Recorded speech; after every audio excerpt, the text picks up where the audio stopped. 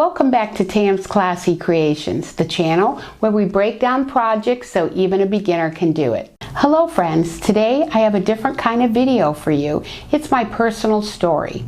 I'm going to show you how I made good money over the years sewing. You can do really well for yourself if you work hard and get good and efficient at making your products. I'll go over how much you can make working full-time or part-time, and I'll show you how me making pillows branched out into other products.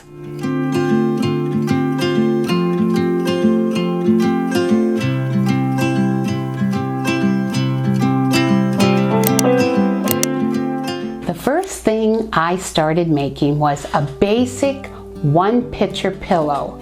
You can sell them without any embroidery for about $40. When you get proficient in sewing, it takes you about an hour.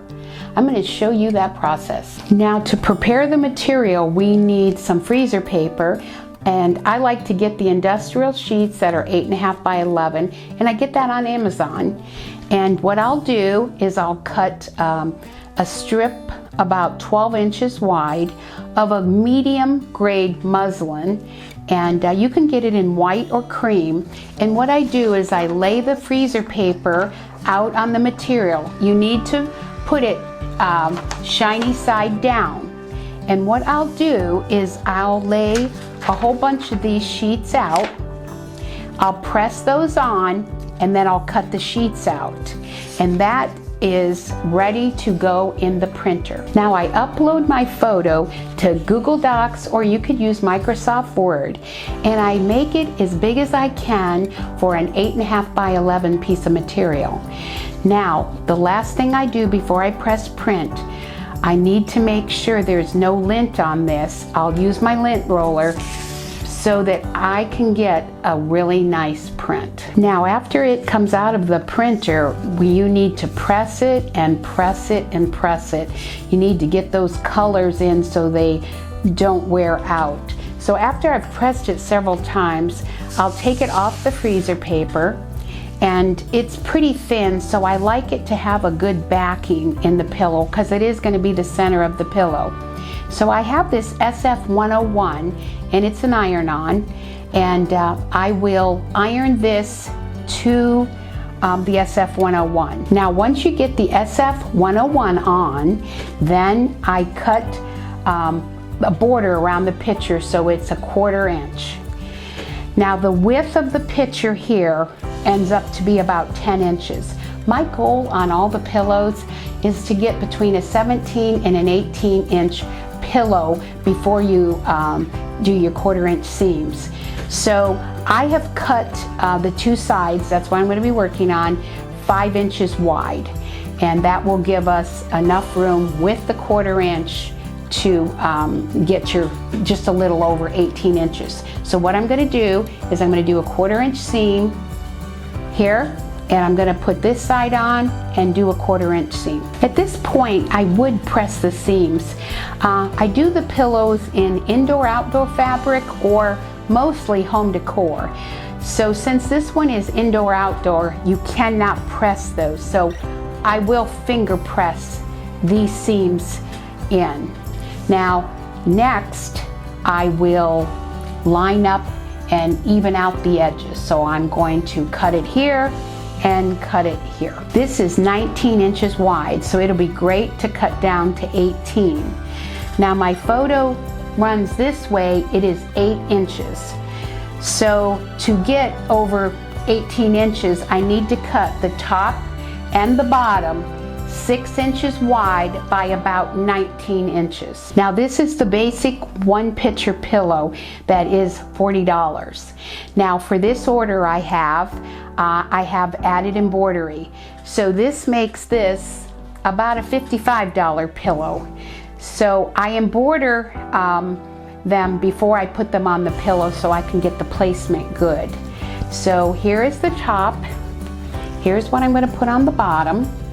And what I'm going to do is just like the sides, I'm going to stitch 1/4 inch. I'm going to stitch a 1/4 inch. Now I need to cut my pillow front down 18 by 18. and I need to give it at least a couple coats of fabric water shield, or there's also a fabric protector, and that protects this picture, and you need several coats. Now the pillow front is complete, and you'll need a back for your pillow. Now I have two videos on zippers. One is an invisible zipper and one is a professional. I use those methods to finish all my pillows, so check those videos out. So now I'm going to show you some more pillows I've made and how much I charge for them. Now this pillow was an order that only wanted embroidery. They didn't need any pictures. Now for this pillow I charged $60. And that was partly because it's indoor-outdoor fabric, and that tends to be more expensive. And it has quite a bit of embroidery on it. This pillow took me about an hour and a half to complete.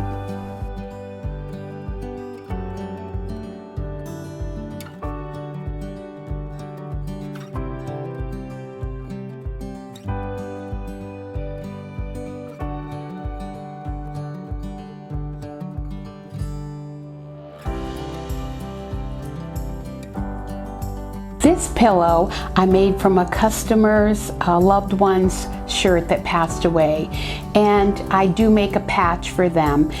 This is $40. Now I also have put pictures on them, which they're more. Now I had a friend that ordered a lot of pillows, and with the pictures, she wanted something else that had pictures on it. So I came up with the mug rug, and these range from about $15 average to $25, depending on embroidery, depending on how many pictures there are on it. And this usually takes about 20 to 40 minutes.